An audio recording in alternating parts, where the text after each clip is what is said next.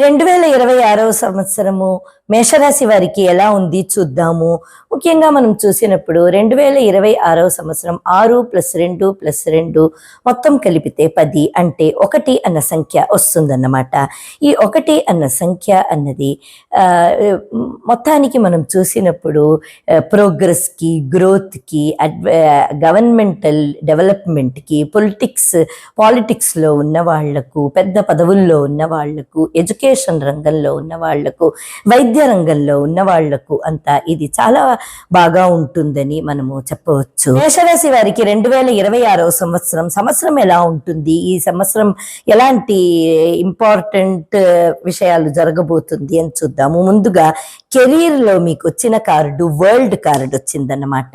Finances లో చూసినప్పుడు knight of wands వచ్చింది.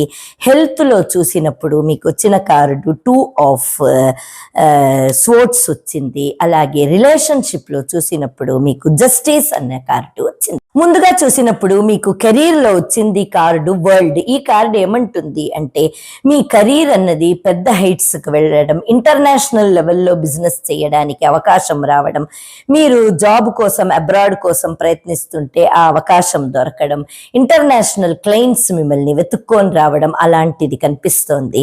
మీరు ఒక కొత్త అధ్యాయాన్ని ప్రారంభించబోతున్నారు అని కూడా ఈ కార్డు అంటుందన్నమాట.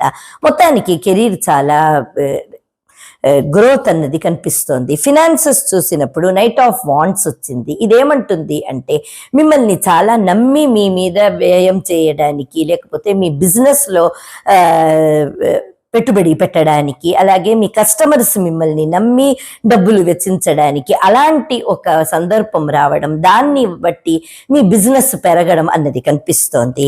కాకపోతే మీ హెల్త్లో చూసినప్పుడు మీకు 2 ఆఫ్ స్వోర్డ్స్ వచ్చింది. ఇదేమంటుంది అంటే ఈ కార్డు 2 సంకేతం ఇస్తుంది. ఒకటి, ఫ్యామిలీలో కొంచెం టెన్షన్స్ ఏర్పడి దానివల్ల మీరు మైండ్లో చాలా టెన్షన్స్, స్ట్రెస్ తీసుకొని దానివల్ల హెల్త్ కొంచెం ఫ్లక్చువేషన్స్ కలగవచ్చు, లేకపోతే మీ స్పౌస్కి ప్రాబ్లం కలగవచ్చు. అలాంటి ఒక ద్విధమైన ఒక సంకేతాన్ని ఇస్తుంది.